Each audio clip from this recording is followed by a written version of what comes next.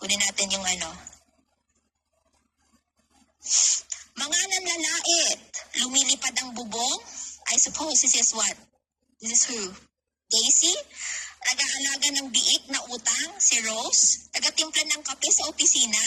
I don't know who that one is. Dapadapa, naihi, si Nani. Taga-patuka ng manok, si PH. You know, at tingnan mo na lang to. Yung mga nanlalait daw sa kanila, ganito lang ang definition niya sa mga katauhan ng mga nanlalait sa kanila. Imagine,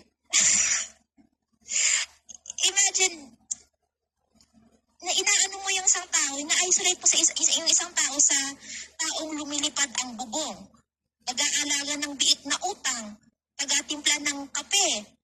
Ganun na lang ba yun? So kung kami babalik sa'yo with the same thinking, ano sasabihin namin sa'yo?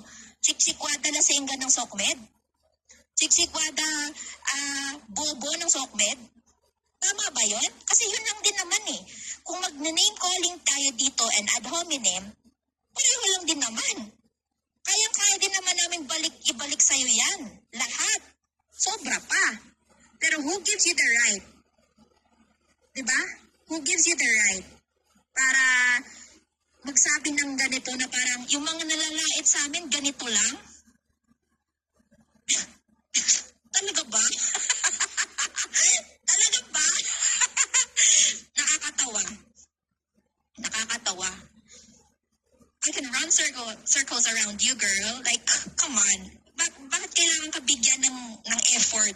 I've been trying to ask you to come up and mag-usap na lang. Wala eh. Alam mo yung sinasabi niyong katapangan lang up until it serves you right. Pero yung katapangan na kailangan ka maging matapang sa sitwasyon na yan, wala din. Lumipad ang bubong, nag-alaga ng biik na utang, taga-timpla ng kape sa opisina, napadapa, naihi, tagapatuka ng manok, lubayan. Wow, yang-hiya naman kami. Sa isang tao nag-advocate ng love and peace na puro ad hominem ang banat. Yang-hiya naman kami sa nagsasabi na gusto ko lang po love and peace, tapos maya nandun siya sa LS, sa salita, ng mga bagay na hindi naman naiintindihan. Doesn't even make any sense.